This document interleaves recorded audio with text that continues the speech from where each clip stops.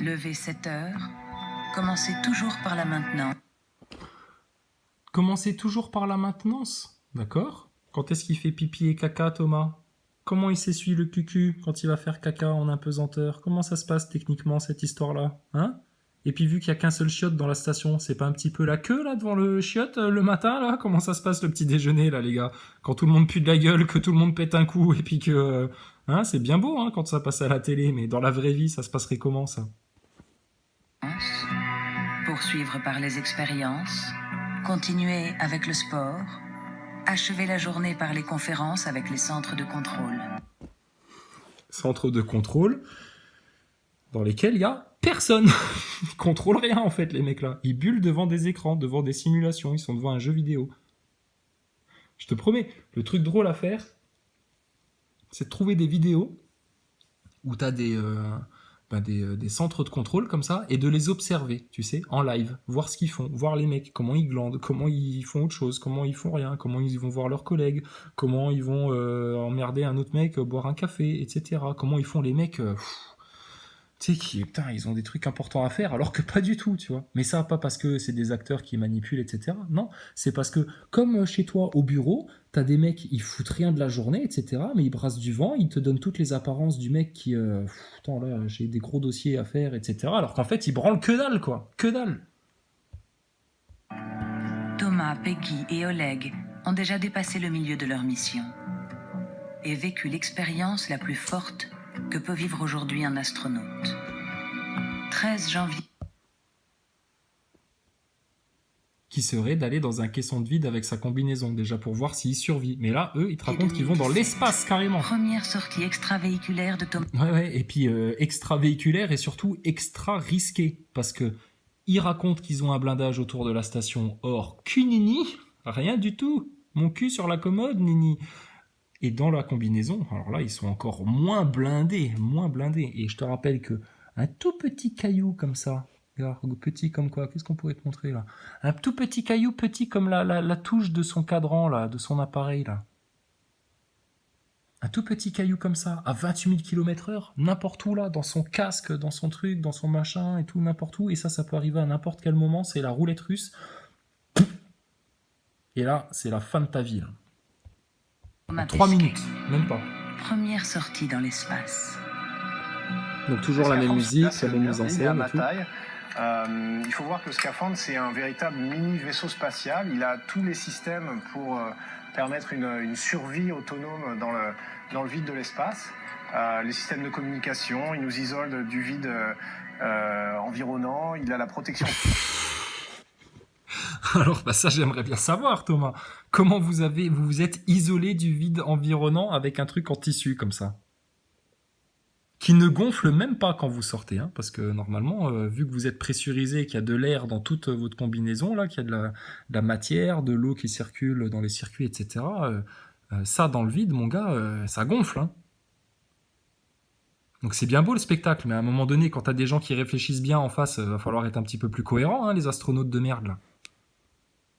Thermique, comme on voit avec notamment la visière en or. Oh là là, la visière en or, ouais. Ce qui justifie des milliards, tu sais. Mais bizarrement, t'as pas du tout de visière en or dans la cupola. Et là, t'en as rien à foutre de regarder le soleil, même sans tes lunettes de soleil. Hein? T'as pas du tout un filtre en or comme sur ta visière, là. Donc là, encore une fois, t'es en train de te tirer une balle dans le pied, connard d'astronaute. Pourquoi sur la cupola, vous avez pas des obturateurs en or comme ça pour filtrer les rayons solaires? Bizarre, ça, hein? Dans le vide de l'espace, les systèmes de communication, il nous isole du vide environnant, il a la protection thermique, comme on voit avec notamment la visière en or, un ordinateur de bord.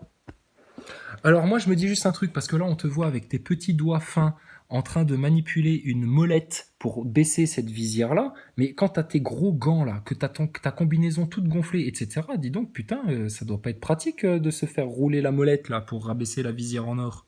Pour pas se faire cramer la gueule par les rayonnements solaires. Alors que quand t'es dans la cupola, ou que quand tu regardes par la fenêtre pour voir s'il fait jour ou s'il fait nuit, là ça te pose aucun problème. Espèce d'acteur. Avec tous les contrôles sur la poitrine et tous les systèmes sont derrière dans le sac à dos qu'on emmène avec nous à l'extérieur. Dans le sac à dos. Ils ont pas trouvé un autre terme technique pour ça, ces connards d'astronautes? Un sac à dos, ça c'est un sac à dos ça? Ben non, vous devriez appeler ça, je sais pas moi, une unité, je sais pas moi, une unité dans l'unité d'oxygène ou dans le... Il devrait y avoir un terme technique pour ça. Le sac à dos, qu'est-ce que ça veut dire ça? Et ça, plein de fois. Il y a des trucs, tu te dis, mais attends, ils ont pas un terme technique pour ça? Bah non. C'est volumineux, c'est lourd, c'est difficile, mais c'est le prix à payer pour pouvoir sortir dans l'espace. Voilà. Non, le prix à payer, on te le rappelle, en France, aujourd'hui, c'est 4,3 milliards d'euros pour une arnaque qui dure depuis des décennies. Donc moi, j'aimerais bien savoir, Thomas, quand vous étiez, parce que vous aviez une combinaison, bah alors c'était pas la même, mais qui était à peu près aussi imposante, hein, quand vous étiez dans le Soyouz. Regarde comment ils sont endimanchés, les mecs là, comment ils sont contraints par leur combinaison. Comment vous vous êtes changé dans le Soyouz, comment vous avez enlevé votre combinaison, alors qu'il y a 2 personnes pour vous foutre dedans quand vous êtes sur Terre. Comment dans le Soyouz, où vous êtes tout étriqué, vous êtes vissé le cul à votre siège. Comment, avec les couches pleines, vous avez enlevé vos combinaisons pour arriver rasé, frais et pimpant. Il y a une douche cachée dans le Soyouz, il y a une cabine de douche cachée pour vous raser, pour vous torcher le cul, etc. Ça, faut l'expliquer quand même aux gens, ça. Parce que ça relève la supercherie, mais alors, ça la souligne, pareil, hein, au marqueur. Hein. 2 heures avant l'ouverture du sas de décompression, Thomas Pesquet et le commandant Shane Kimbrough sont prêts.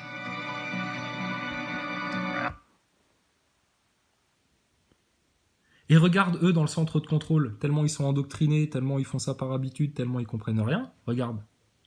Ils te foutent une image de synthèse avec un joli petit logo, avec une courbure énorme, comme s'ils étaient à des milliers de kilomètres, donc là encore une fois, supercherie, devant leurs yeux, à ces connards du centre de contrôle, qui eux-mêmes se font baiser par la simulation devant laquelle ils sont. Là, de nouveau, des trucs qui sont pas du tout aux proportions, c'est du n'importe quoi ça, leur schéma, là, regarde la grosse station, là, elle est grosse comme, comme un continent presque. Et puis là, blablabla, des données trop complexes, etc. Qu'est-ce que ça fout sur l'écran général de contrôle? Tout le monde s'en branle. Ça, c'est du décor, ça. C'est du décor, ça. Et donc là, ils vont sortir dans le vide spatial. Regarde le merdier que c'est. Hein. Normalement, les mecs, quand ils sortent du Soyouz, ils devraient être dans leur combinaison comme ça. Ils devraient se faire sortir comme ça par les mecs qui sont déjà à l'intérieur et ils seraient là pour les aider à enlever leur combinaison. La question est, quand ils ont construit la station, qu'il y avait des mecs qui étaient là pour visser les boulons, pour tout assembler, pour installer les chiottes, pour installer les câblages, pour installer les tuyaux dans la station, pour faire les raccordements, etc. T'as déjà été sur un chantier, t'as déjà vu le bordel que c'est. Bon, comment ils vivaient les mecs qui étaient là-dedans? Ils créchaient où? Il était où leur module pour bouffer, pisser, chier, dormir, etc. vu qu'ils étaient en train de les installer? Ah bah ouais, c'est la poule ou l'œuf là. Hein. Putain, t'as vu ça l'arnaque? Il est beau le film, hein. Il est beau le film qu'on vend aux gens. Puis à 13h, donc, tu les vois, écoutilles s'ouvrent. des acteurs de crise dans le mouvement Gilets jaunes, putain, sérieux, c'est de la rigolade à côté de ça. Dès qu'il franchit le seuil, à 400 km d'altitude, vous constatez aisément que c'est totalement statique et qu'on n'est pas en train de voir le sol défiler à 28 000 km/h sous leurs pieds à 400 km d'altitude, mais que bien au contraire, il te montre une image où il simule le fait d'être à des milliers de kilomètres et de pouvoir observer une telle courbure. Le sas, la première sensation est une impression de chaleur et de lumière. Ah bah tu m'étonnes. Il baisse sa visière en or pour pas se faire cramer la gueule. Ah bah tu m'étonnes. C'est surtout pour pas qu'on voit leur gueule, ça. Oh, regarde, tiens, il est beau le logo, comme de par hasard. Avec 6 étoiles. Étonnant, non? L'homme de Vitruve. En combinaison de cosmonaute. Putain, regarde les grands gosses que c'est, quoi. Punaise. Donc une sensation de chaleur, là, direct? Ah bah non, tu devrais surtout sentir une sensation de froid. Mais sensation de chaleur, effectivement, si t'as le soleil comme ça qui te tape sur le dos... Ah ouais, là, tu dois la sentir, la chaleur. Mais bizarrement, là, vous la sentez, alors que quand vous avez la gueule au carreau, en train de méditer sur l'espace, etc., et qu'il y a le rayonnement solaire qui vous arrive en pleine gueule, là, t'as pas besoin de lunettes de soleil, t'as pas besoin d'une visière en or, et là, tu te portes très bien, alors que les carreaux sont totalement transparents, qu'il y a 0 filtre dessus. Ah putain. Et quand on posait cet argument-là à tous les connards de globeux, ils répondaient quoi? Mais si, il y a forcément des filtres dessus, tu vois, ils font confiance. C'est des fanatiques religieux, les mecs-là. Ils sont dans l'obscurantisme le plus total. Ils croient tout sous une autorité. Mais ils remettent rien en question, ils réfléchissent pas par eux-mêmes, ils ont aucun éveil de conscience, ils ont aucune prise de conscience de rien du tout, et puis ils continuent à baigner dans la manipulation aussi grossièrement que ça. Baissent directement leur visière dorée pour se protéger des rayons du soleil. Ah bon? Mais c'est étonnant ça, madame de chez Arte, là, la voix off. Pour se protéger des rayons du soleil. Alors, comment ils font quand ils regardent par le carreau? Et les rayonnements du soleil, alors ça veut dire que ça chauffe dans l'espace, parce qu'encore une fois, les connards de globeux, ils nous sortaient quoi comme argument complètement fallacieux, ce qui prouve bien qu'ils ont inventé leurs arguments, ils savent pas de quoi ils parlent. Puisque regarde, officiellement ils te le disent, ils le ressentent le rayonnement solaire. Mais ils nous disaient quoi ces connards là pour essayer d'éviter les faits et les arguments? Ils disaient oui mais quand ils sont dans l'espace, dans le vide, il n'y a pas d'atmosphère, donc justement il n'y a pas de chaleur, c'est un rayonnement lumineux mais il n'y a pas de rayonnement thermique. Mais connard, si tu me fais la différence entre rayonnement lumineux et thermique, comment t'expliques que la planète entière se fasse chauffer par le soleil derrière son immense manteau atmosphérique là soi-disant? Ça bug, c'est la claque, dissonance cognitive, vous avez un neurone qui pète. Et comme vous voulez pas avoir un neurone qui pète, eh ben vous préférez rester dans le mensonge et la manipulation et nous traiter, nous, de menteurs et de manipulateurs, alors que nous disons la pure et sainte vérité sur toutes ces conneries-là. Les mouvements sont moins stables que dans la piscine d'entraînement. Pendant quelques instants, il leur faut s'habituer au contexte. Mais surtout, moi j'ai envie de dire, faudrait qu'ils s'habituent. Ah tiens, Kali qui m'envoie un SMS. Salut Kali. Putain, faut que je te rappelle Kali. Il m'envoie un SMS, tiens, regarde, vidéo sur le satanisme dans le monde du football. Oh bah, tu m'étonnes. J'irai regarder ça, Kali.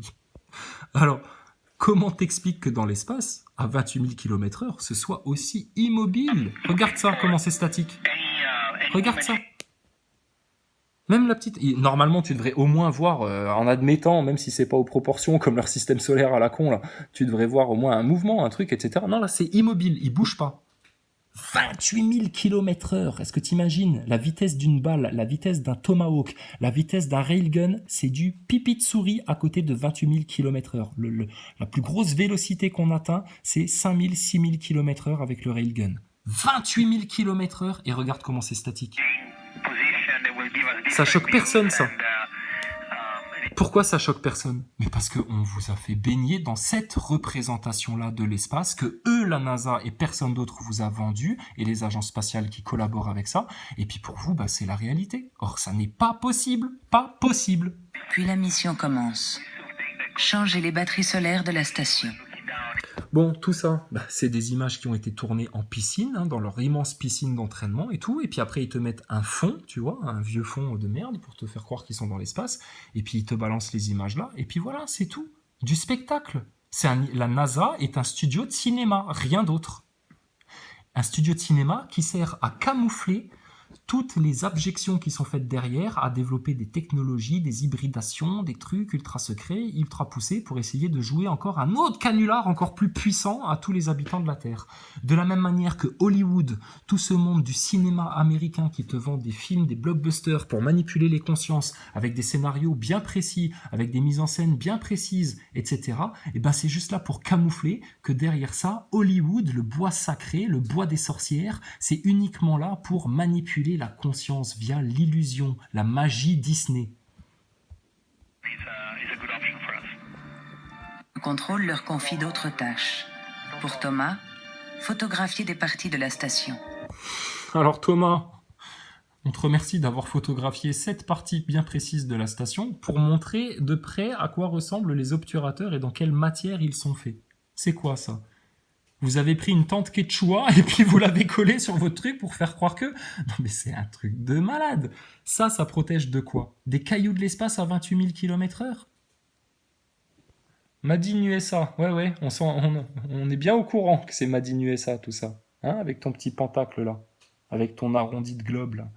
Menteur. Donc, ton truc en jute là. Donc ça sert à quoi? Protéger des rayons du soleil? Et il y a aussi une feuille d'or dedans? Bon, ok, alors admettons, c'est pour protéger des rayonnements. Alors pourquoi, des fois, en plein jour, etc., ils les ouvrent et puis ils regardent par la fenêtre et puis t'as le soleil qui leur arrive en pleine gueule et puis ils sont contents, ils prennent une photo, puis ça fait joli dans les médias. Donc rayonnement solaire, tu coches faux. C'est pas pour le rayonnement solaire. pour se protéger d'éventuels impacts et protéger les parties vitrées d'éventuels impacts. Ah bon, avec ça, à 28 000 km/h? Je te rappelle qu'à 5-6 000 km/h, un projectile de railgun qui ne contient aucune poudre, aucun explosif, rien du tout, ça te transperce 4 murs en béton armé épais d'au moins 1 mètre comme ça, l'un derrière l'autre là. Peu. Autre question, les joints de vos parties vitrées là, sachant que vous faites du plus 170 degrés, moins 280, plus 170, moins 180, 16 fois par jour comme ça, les écarts de température là, putain, ils sont éternels vos joints là, dis donc. Ils n'ont jamais eu besoin de maintenance. Et comment vous feriez si maintenant il y avait un impact dans le carreau là? C'est quoi le protocole? Vu que vous avez des protocoles pour tout, comme le dit Thomas Pesquet, moi j'aimerais bien qu'ils me disent quel serait le protocole si maintenant vous aviez un impact important, ça peut arriver, hein, faut parer à toute éventualité, si vous aviez un impact important d'un objet dans votre carreau qui le fissure, enfin qui fasse un éclat dessus, un truc, un machin qui ferait que là il faut le changer. Quelle est la procédure pour changer un des carreaux comme ça, un des vitrages là, de la station spatiale? C'est des questions simples, on a le droit de se les poser, alors qu'ils offrent des réponses. Sinon, c'est la preuve qu'ils sont en plein canular, ces mecs-là, depuis des Des décennies. impacts de micrométéorites apparaissent sur les hublots. Ah bah tiens, on en parlait. Copy, Thomas. We understand that you got the pictures and we're coming back with some instructions for you. Une IVS, c'est beaucoup de travail, des gens au sol pour le préparer. On peut Non mais pas alors faire de attends, bêtises. vous Encore une restez fois, là-dessus là? une IVS, And we're coming. Le contrôle leur confie d'autres tâches. Pour Thomas, photographier des parties de la station. Des impacts de micrométéorites apparaissent sur les hublots. Et ça fait peur à personne, ça. Donc, bon, ça, il te le raconte pour te faire croire que oui, ça arrive, etc. Et il te raconte en plus que quand ça arrive dans la carlingue, il rebouche le trou avec du scotch, les mecs. Avec du scotch. Putain, une boîte de conserve comme ça, dans du vide, t'essayes de boucher un trou avec du scotch, mon gars. Putain, ça et rien faire, c'est pareil. Donc là, ça fait depuis 1998, il n'y en a pas eu que un des impacts alors dans la partie vitrée. Pourquoi ils nous les montrent jamais? Pourquoi on voit rien alors? Et quand est-ce qu'ils ont changé les carreaux? Quand est-ce que Carglass remplace quand Carglass répare là? Quand est-ce qu'ils sont venus Carglass là pour lui mettre un petit coup de résine dans son hublot? Jamais. Donc c'est une belle histoire tout ça. Et ils te donnent des trucs comme ça pour que ça ait l'air plus réaliste. Et Arte, ben, ils répètent juste simplement ce qu'on leur dit à la NASA, tu vois. Copy, Thomas. We understand that you got the pictures. Mais c'est pas une question d'intelligence ou quoi, c'est juste que personne n'a porté son attention sur ces faits-là parce que tout le monde est hypnotisé par ce spectacle-là. C'est de l'hypnose. Et confiance. Thomas, t'as fait pipi et caca combien de fois dans tes couches en 6 mois? Est-ce que tu pourrais nous expliquer comment tu t'essuies le séant après avoir enlevé ta couche en impesanteur? Et si t'as pas des petites anecdotes rigolotes avec, comme vous aimez bien vous faire des blagues entre astronautes, qu'une fois il y en avait un, oh, il avait lâché sa couche parce qu'il faisait pas attention, un peu comme l'autre italienne là qui balance les petits paquets de bouffe un peu partout, et puis oh, il y avait de la merde partout dans la station, qu'est-ce qu'on s'est marré, qu'est-ce que c'était drôle, tu sais, des anecdotes d'astronautes quoi, comme vous devez en avoir des centaines. Putain les gars quoi. Coming back with some instructions for you. une IVS, c'est beaucoup de travail, des gens au sol pour le préparer. On ne peut pas faire de bêtises. Encore une fois, moi, ma plus grosse pensée, c'était je veux pas faire de bêtises. Je veux vraiment faire attention à tout ce que je fais. Alors là-dessus, il dit la vérité. Parce que effectivement, son seul souci, c'était effectivement de pas faire de bêtises. Quand il était en duplex en direct et qu'il passait à la télé en direct, il fallait pas qu'il fasse de bêtises pour pas. Mais il en a fait plein. Enfin, c'est comme ça qu'on a compris nous justement. Donc, t'en as fait des bêtises, Thomas. Mais surtout, ce que tu devrais dire, c'était j'avais surtout pas envie de crever et puis d'avoir manque de peau, une micrométéorite qui perfore comme ça. Et attends, à 28 000 km/h, non, ta combinaison en tissu là. Voilà, comme ça. Comment ça ferait dans le vide? Sale menteur. Pas qu'on puisse dire, voilà, ça a raté à cause de moi. Ça peut rater, c'est compliqué. Ouais, ça a raté à cause de moi. T'inquiète pas, Thomas, on te rassure. Ça a aussi raté à cause de Chris Hadfield qui en a fait des caisses dans son jeu d'acteur. Ça a aussi raté à cause de l'italienne là, Samantha machin, parce que pareil, hein. Elle a fait des bourdes aussi dans son jeu d'acteur, etc. Et puis j'ai envie de te dire, Thomas, c'est même pas de ta faute. C'est la faute de vos patrons qui ont balancé un tel canular. C'est les réalisateurs qui ont fait des merdes de montage, qui ont fait des merdes de scénario, qui ont fait des merdes de mise en scène et qui ont fait qu'on a parfaitement vu que tout ça, c'était un film monté de toutes pièces. Faut pas blâmer que les acteurs là-dedans, vous inquiétez pas, t'inquiète pas Thomas, t'as pas fait trop de bêtises. Mais t'as quand même participé à l'arnaque parfaitement consciemment. Et ça, c'est grave, parce que toi, tu fais partie des 1% qui ont totalement manipulé la tête de l'humanité entière et qui seraient capables de provoquer des guerres pour le spatial, qui sont capables de lever des budgets de 4,3 milliards d'euros alors que vous montez un canular depuis toujours, et puis que pendant ce temps-là, y a juste des gilets jaunes qui crèvent de faim dans les rues, qui galèrent, etc., machin, qui eux aussi se font manipuler par des acteurs, et puis eux, les 4,3 milliards, ils en verront jamais la couleur. Sauf si maintenant ils tapent du poing sur la table, qui disent simplement haut et fort, sans mettre de coups à des flics, sans balancer de pavés, sans verser une goutte de sueur ou une goutte de sang, avec le sourire en se foutant de votre gueule à tous. Maintenant, les mensonges et les manipulations, ça a juste assez duré. Terminé. C'est extrêmement compliqué, mais ça rattrape pas à cause de moi. Ça rattrape pas à cause de moi. Donc ça, c'est vraiment grave qu'on puisse dire, voilà, une IVS, c'est beaucoup de travail. Des gens au sol pour le préparer, on peut pas faire de bêtises. Encore une fois, moi, ma plus grosse pensée, c'était, je veux pas faire de bêtises, je veux vraiment faire attention à tout ce que je fais, pas qu'on puisse dire, voilà, ça a raté à cause de moi. Ça peut rater, c'est compliqué, Donc, son souci, s'il fait une bêtise, c'est pas de mourir, c'est pas que je risque la vie d'un de mes collègues en ayant fait une bourde, tu vois, ce que te dirait n'importe qui. Non. Son plus gros souci, c'est qu'on dise que ça ait raté à cause de lui. Voilà, parce qu'ils sont juste là pour la communication. Donc ce serait que les réalisateurs de ce grand film-là, de cette grosse Truman Show production, viennent dire à Thomas, putain Thomas, t'as vu la bourde que tu nous as fait là quand t'as joué avec la réalité augmentée et puis que t'étais complètement en décalage? Mais t'inquiète pas, on en a vu des Américains qui attrapaient des casquettes dans le vide. Tu sais, le mec, il lui avait pas encore tendu la casquette et le mec, il l'attrapait déjà. Parce que là, il y avait une erreur de montage là avec leur truc. Putain. Donc c'est tout, son seul souci c'est pas de risquer sa vie, c'est qu'on puisse dire, que ses patrons puissent dire putain à cause de toi Thomas, espèce de sale acteur de merde, ça s'est vu. On aurait mieux fait de prendre Maxime Nicole, il aurait été meilleur pour tromper la gueule de tout le monde là. On en aurait fait un excellent astronaute. Même s'il est un peu grassouillé, mais t'inquiète pas, des astronautes grassouillés à qui ils font des combinaisons sur mesure plutôt que leur demander de perdre du poids ou de recruter que des mecs qui sont sveltes, etc., tu vois, qui ont une morphologie faite pour... Non, ils te prennent des fois des gros qui n'ont pas du tout de souplesse pour évoluer dans leur truc tout étriqué en apesanteur, là, qui ont une grosse bidoche. Et puis là, les fluides, t'inquiète pas, en apesanteur, putain, quand t'as de la bidoche, ça doit être bizarre, ça doit faire bizarre, tu sais. D'avoir un gros ventre et d'être en apesanteur. Tu dois jouer Homer Simpson, c'est wouh, blop, blop, blop, blop, blop. Terminer les mensonges et les manipulations. Extrêmement compliqué. Fin des temps, là, fin des temps pour vous. Ça rattrape pas à cause de moi. Donc ça, c'est vraiment un peu l'état d'esprit. Et puis mais d'essayer quand même de prendre du plaisir, d'ouvrir les yeux, de grappiller quelques miettes de spectacle à droite à gauche. Et puis... Mais ça change quoi quand tu es en sortie extravéhiculaire par rapport à quand tu regardes à travers la cupola? Sans lunettes de soleil, sans filtre et sans les obturateurs et que tu observes le coucher du soleil. Oh putain, tu dois en prendre plein les yeux, effectivement. Ouais. On comprend mieux pourquoi il y a des aveugles hein, sur Terre. Ah bah, avec des conneries pareilles, tu m'étonnes. Ouais, grappille des miettes, grappille, ouais. Ça va l'album photo que t'as vendu là, à bon prix à tous les fanatiques de l'espace là? Hein, ton espèce de livre saint là, de la NASA, avec toutes tes photos de gros manipulateurs. Ça, tu t'es pas trop cassé le cul à le faire, hein? Ah bah merci les photos en haute altitude prises avec des avions, hein. Tu penses, quelle arnaque. Puis de me faire des images dans la tête pour un... Ah ouais, des images dans la tête, ouais. T'en as fait surtout dans la tête des gosses, toi, des images, hein. Putain d'arnaqueur, va.